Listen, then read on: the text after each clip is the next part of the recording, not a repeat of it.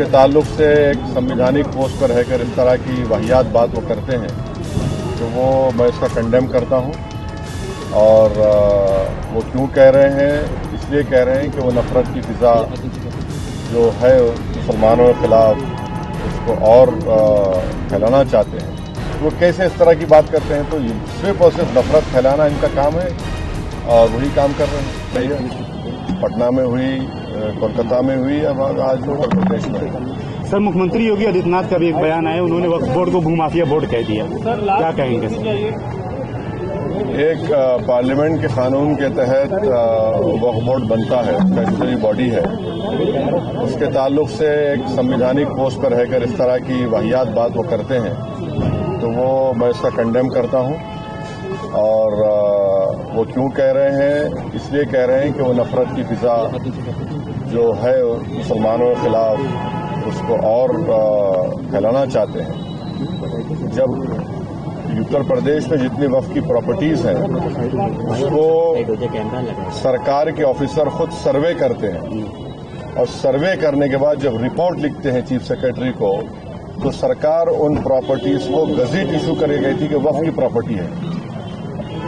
वो कैसे इस तरह की बात करते हैं, तो सिर्फ और सिर्फ नफरत फैलाना इनका काम है और वही काम कर रहे हैं। सर, मीडिया रिपोर्ट्स में ये बात आई है कि उत्तर प्रदेश सरकार ने अभी ये बात कही यहाँ पर काईएस के थ्रू कि 80% के आसपास जो वक्फ की संपत्तियां हैं वो सरकार की संपत्ति। सुनिए, अभी हम जवाब दिए हैं। जितने भी वक्फ प्रॉपर्टीज उत्तर प्रदेश में है उसका गज़ेट नोटिफिकेशन किसने इशू किया? आपने तो इशू नहीं किया, हमने तो इशू नहीं किया, सरकार ने इशू किया।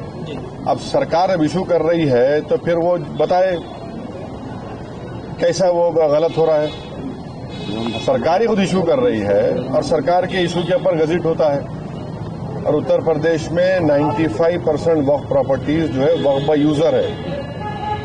अब ये जो बिल आया है, इस बिल में वक्फ बाय यूजर को आप निकालेंगे तो फिर उन प्रॉपर्टीज का स्टेटस क्या होगा बताइए? सर, ये आखिरी बैठक थी कहीं न कहीं। इंच की जमीन हम वापस लेंगे, इसका क्या आशय है? वो इंच की जमीन कहाँ है वो तो गज़ेट नोटिफिकेशन सरकार का इशू है। उस गज़ेट नोटिफिकेशन कैंसिल करेंगे क्या? वो कौन सा कहाँ पर है?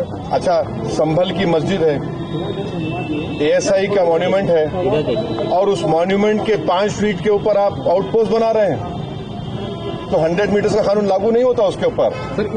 क्या बात कर रहे हैं? और फिर वो लोग भी तो वो जो प्रॉपर्टी है 39A में मुरादाबाद की वक्फ की रजिस्टर्ड है वो। रिपोर्ट कब तक जमा हो सकती है? अब देखिए, अब बजट सेशन के आखिरी दिन तक रेजोल्यूशन से पार्लियामेंट ने टाइम दिया है। अब हम तो हमारे चेयरमैन साहब से रिक्वेस्ट किए हैं कि आप इसको जल्दबाजी मत करिए, पूरा सुनने दीजिए। और हम कश्मीर के नुमाइंदों को नहीं सुने हैं, बड़े बड़े प्रदेश से गए हैं या वहाँ के लोग आए हैं, तो हम उम्मीद करते हैं कि जल्दबाजी में कोई फैसला सरकार और हमारे चेयरमैन साहब ना लें। हम तो हमसे रिक्वेस्ट उनसे करेंगे। 25 तारीख को इसको अपलोड कर देंगे, जो मेंबर्स की रिपोर्ट है 31 को पेश भी कर देंगे। तो वक्त जो टाइम आप देखिए वो 24-25 को मीटिंग है, मगर मैं प्रियम्प्ट नहीं कर सकता क्या होगा बोलने के। सर, पिछली कुछ बैठकों में देखने को मिला था हिंसा हो गई, सांसद आपस उत्तराखंड में यूसीसी लागू करने का, उत्तराखंड में यूसीसी को लेकर उन्होंने ये इसको यूसीसी नहीं बोल सकते आप। Hindu marriage act, Hindu succession act को एक्सेप्शन दे रहे आप, ट्राइबल्स पे लागू नहीं होगा। कहाँ का यूनिफॉर्म सिविल कोड है ये? आप सिर्फ मुसलमानों को उनके मजहबी तरीके से शादी या डिवोर्स या फिर जायदाद का बंटवारा उसको रोक रहे हैं। तो कहाँ यार, आप तो Hindu marriage act, Hindu succession act में तो लागू नहीं हो रहा। और ये झूठ बोल रहे हैं। इस देश में ऑलरेडी अगर आप अपने रिलीजन के कानून के तहत कोई चीज नहीं करना चाह रहे तो आपके पास स्पेशल मैरिज एक्ट है, इंडियन सक्सेशन एक्ट है, जुवेनाइल जस्टिस एक्ट है, उसको इस्तेमाल करिए ना। और ये बात हमको समझ में नहीं आ रही कि हिंदू अनडिवाइडेड टैक्स रिबेट जो मिलता है, 2 साल पहले 1700 करोड़ का टैक्स रिबेट मिला, वो क्यों नहीं मिलता मुसलमानों को, ईसाइयों को? ये तो राइट टू इक्वालिटी के खिलाफ है। और आप यूनिफॉर्म सिविल कोड की बात करते हैं, मगर कोई अपना मजहब हिंदुइज्म से चेंज करता है तो उसको परमिशन लेना पड़ता है। तो कहाँ का यूनिफॉर्म सिविल कोड हुआ ये? सर कहीं ना कहीं ये जो वक्फ एक्ट है वो सीधे तौर पे मुसलमानों से जुड़ा हुआ है। तो देश के मुसलमान क्या चाहते हैं, वो ये जो एक्ट है वो लागू होना चाहिए? कौन सा एक्ट? वक्फ अमेंडमेंट एक्ट। देखिए, जहां तक हम जानते हैं, मुसलमानों का एक बहुत बड़ा ऑर्गेनाइजेशन है all India Muslim personal law board, जिसमें मुसलमानों के मुख्तलिफ मसलक और मुख्तलिफ ऑर्गेनाइजेशन, सोशल, रिलीजियस सब हैं। सबने उसमें पर्सनल लॉ बोर्ड ने इसको रिजेक्ट किया है और सब ये कह रहे हैं कि 2013 का जो कानून है वो बेहतर है, जो प्रिंसिपल एक्ट है। आज आप कोई कानून ला रहे हैं तो वक्फ की इस जायदाद को बचाने के लिए नहीं, वक्फ की जायदाद को बर्बाद करने के लिए ला रहे हैं। आप बताइए कि वक्फ बोर्ड में नॉन मुस्लिम मेंबर कैसे होगा? उत्तर प्रदेश में काशी विश्वनाथ बोर्ड है, क्या कोई नॉन हिंदू मेंबर बन सकता है? नहीं बन सकता है। आप कह रहे हैं कि अगर कोई मुसलमान जो 5 साल तक इस्लाम फॉलो करेगा वही प्रॉपर्टी वक्फ को दे सकता है, माने फिर वो 5 साल तक किसी और धर्म के स्थान को दे सकता है प्रॉपर्टी, मगर मुसलमान को, मस्जिद को या दरगाह को नहीं दे सकता। तीसरा, आप कह रहे हैं कि कलेक्टर को हम पावर देंगे। कलेक्टर कैसे पावर देगा? वो तो प्रिंसिपल्स ऑफ नेशनल जस्टिस के खिलाफ है। कलेक्टर तो गवर्नमेंट का अपॉइंटी होता है। हाँ। चौथा, आप कह रहे हैं कि वक्फ यूजर खत्म कर देंगे। वक्फ यूजर तो अगर खत्म होगा तो फिर उत्तर प्रदेश में 95% वक्फ प्रॉपर्टीज वक्फ यूजर, उसका क्या होगा? तो सर ये सुन तो लीजिए।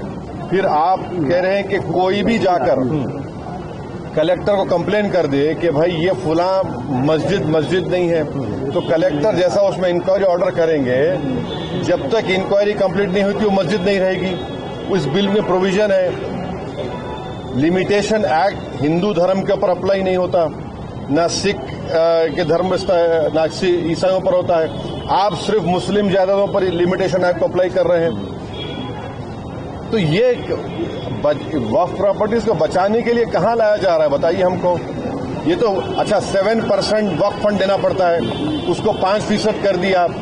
तो ऑल इन ऑल ये वक्फ को बर्बाद करने के लिए, वक्फ की जायदादों को लूटने के लिए इस तरह का मोदी सरकार कानून लाने की कोशिश कर रही है। सर इतनी सब बातों के बाद भी अगर ये एक्ट आ जाता है तो उसके बाद आप लोग क्या करने वाले हैं? देखिए आगे क्या होता है, आगे क्या होता है। CAA का प्रोटेस्ट हुआ था। हाँ, प्रोटेस्ट होगा, बराबर होगा, एहतजाज होगा, क्यों नहीं होगा? सड़कों पर होगा। देखिए, काउंटर होता है और कानून व्यवस्था की बात करने वाली सरकार